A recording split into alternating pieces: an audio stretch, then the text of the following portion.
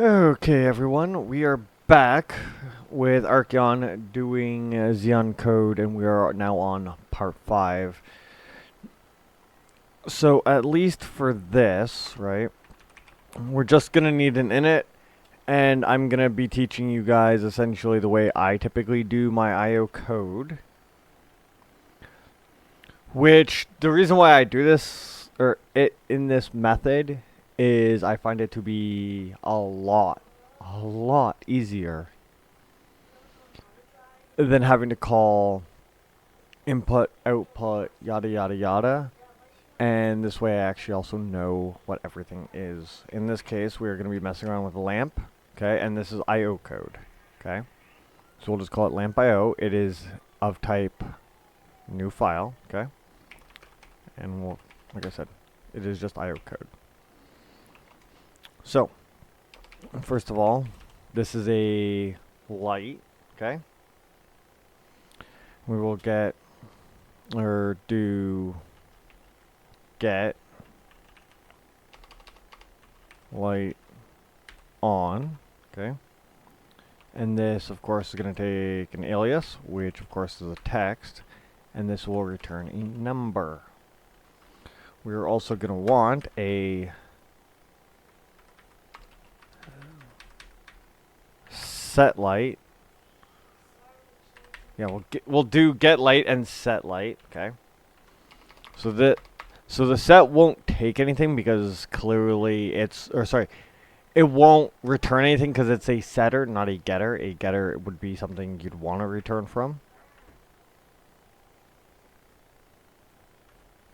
Okay. So we want to go return, okay? And in this case, it's input number. Okay, we want to pass in the alias. Okay, so lights have 4 inputs and outputs, okay? It is whether it's on and off, which is 0, and then red, which is channel 1, green, which of course is channel 2, and then blue, which is channel 3. Right now, we are just doing whether or not the stuff is on or off, so we can easily just go like that. However, for set, right, we want to go output. Ooh, right here, we also need on, and that can be a number. Normally, too, I would, for functions than that, I'd be more lowercase.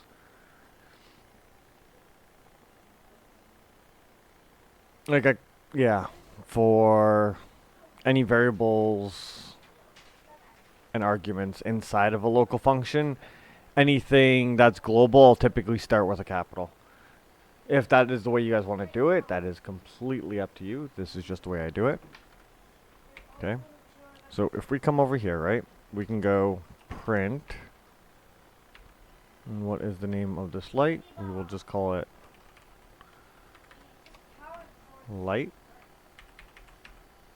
Okay. So, just because we have made this file does not mean that this can actually access it, right? Like I can't go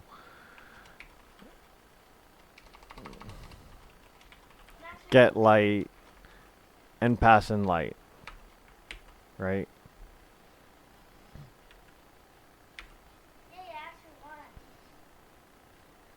Like I will come down here, hit that, and it will be get light is not defined. That is because it is currently not included at the top. So we will come up here and go include lampio.exe because you do have to include the extension in this.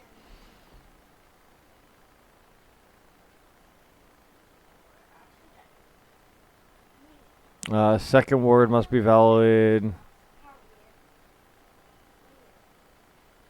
Oh, my bad. Forgot to set that as functions. Cool. So yeah, so it is returning 0, so it is off. right?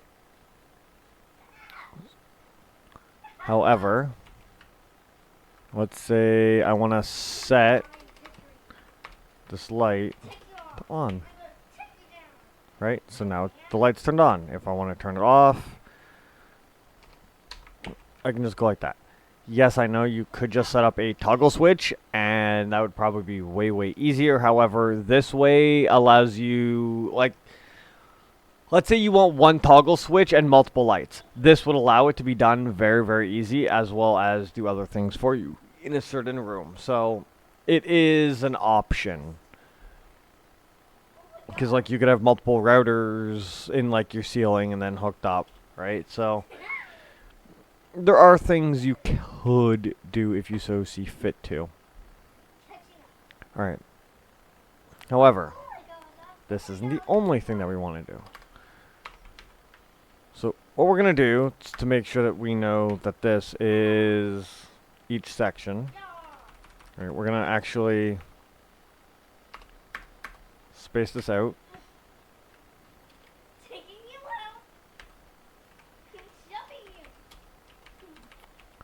On off channels,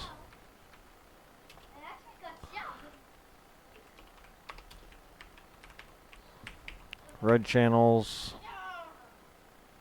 Yes, I know, the stuff's already defined. Not too worried, game, but thank you for whining at me like that. We'll go like that. We need our blue channels. Like, realistically, too, instead of going red, green, blue, there's nothing stopping you from remembering what each one of these are, or even just putting in, like, an extra piece of text, just going, like, C text, and then just checking, like, with an if statement.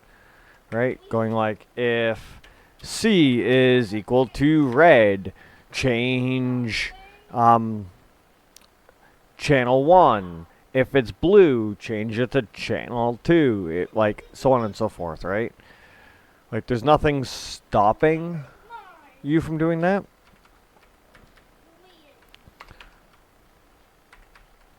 At all. So, it's just, I like doing it this way just because it kind of keeps it a little bit cleaner, and I don't have to remember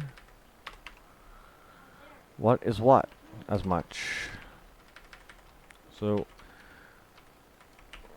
we got blue, we got green,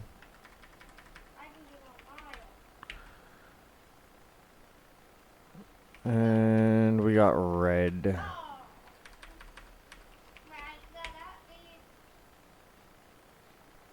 Input number, oh. Right, so now, if I want to, right, I can go turn this on, and I can also basically be like, set light red light, because that is the alias of the light, and we want to set it to 255, because that is the number that it takes. It is now like a nice bright red, right? If we wanted, we'll go like this so that way we can see the changes a little bit quicker. Blue, okay? So now it's purple, and of course if I set green also, right? So the thing is, those, like, you have to remember, like, what each one of these are, right? Because now it's pure blue. If I set green, right? So now it's just pure blue. If I turn blue to 0, what the hell?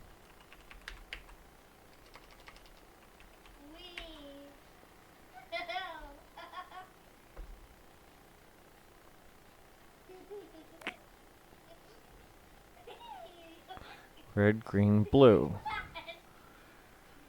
Set all of them to a value. Unless it's just remembering the last color at this point.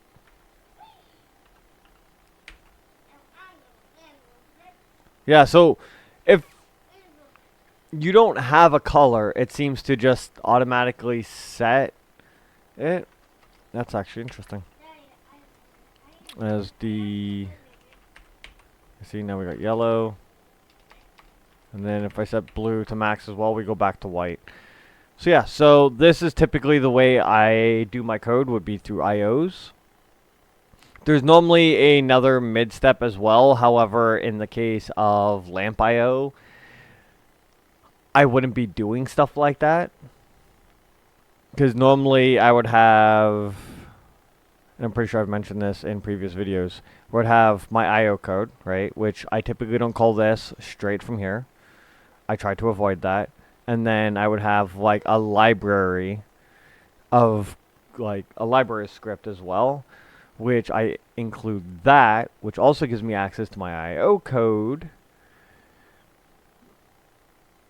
And then it's like if I want contents from a container, for instance, right? I could just call it from the library stuff, and it'd be like, okay, well, I want a specific, how much of a specific item do I have, right? So I could give it the alias that I want, like I do here, right? As well as the name of an item in there, and then I would just loop through the contents of my container till I find the item, get the amount of that item, and then send it back.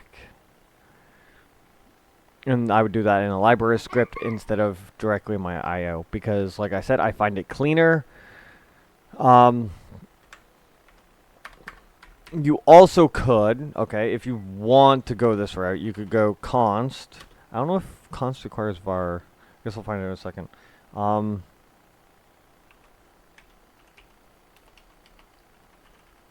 Wait on.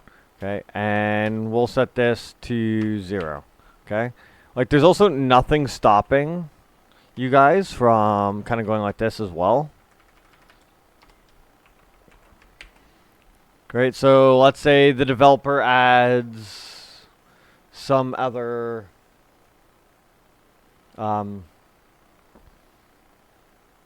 thing in front of the on-off switch, right? For some random reason, when I'm not actually going to try to figure out why or anything like that, right? Like, so then if you want it on-off, instead of it being 0, you could just come in here and put 1. It would then work, right? The reason why I don't like doing this method, though, right, is because I still have access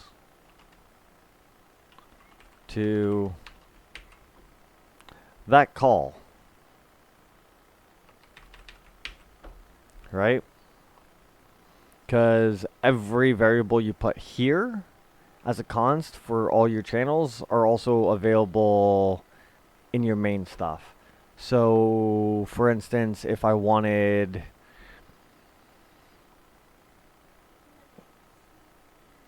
some other variable, essentially, to have that exact same name, it would kind of conflict and say that it already exists, and we don't want that. Hence the reason why I prefer, just for my IO code, just using the numbers. I am probably going to start going through, though, and for any of my get and sets, probably put them into groups, though, like this. So that way the stuff is also more readable and legible for you guys, as well as anyone else who checks my code. Anyways, guys, I have seen my audio cap out a couple times, which I do apologize on. This computer isn't fully set up for recording like my actual streaming computer is. It's just not worth me turning my like work computer on, essentially, for doing little videos like this. But yeah, so hopefully you guys enjoyed this and understand why I tend to use IO code.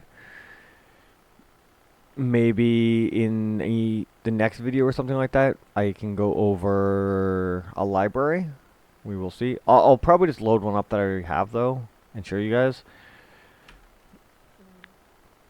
I also did a test over here, which I am actually going to quickly show you guys. Okay. This probably isn't exactly child appropriate. Yeah, this is saying F off.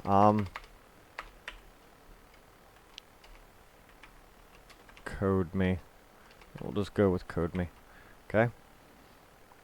And as you guys can see, it's going through all these routers to finally get over here. So if I come over here, it's saying code me. So you can connect as many routers as you want to connect computers and other things.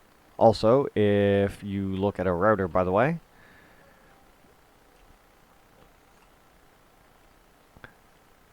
the way it is actually displayed in a router, as I found out myself yesterday, and this is actually bloody awesome, personally,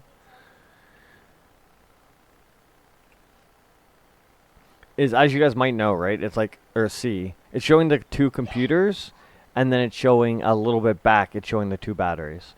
So your router visualization representation here is actually in like 3D space, essentially, of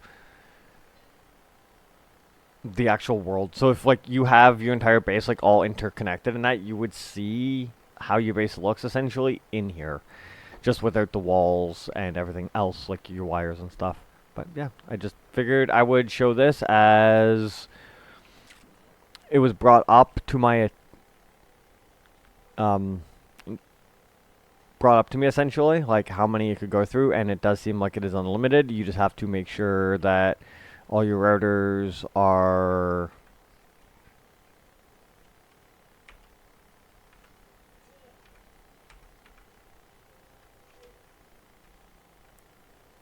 powered in that, and all connected up. Anyways, guys, thank you for watching. Hopefully you guys are learning a bit. As per usual, if you guys have any questions about any actual coding stuff in this, please let me know, and I will get back to you guys as quickly as I can, or even make a video on the topic, depending on how extensive it is. Hopefully you guys have a fantastic rest of your day, and bye-bye for now.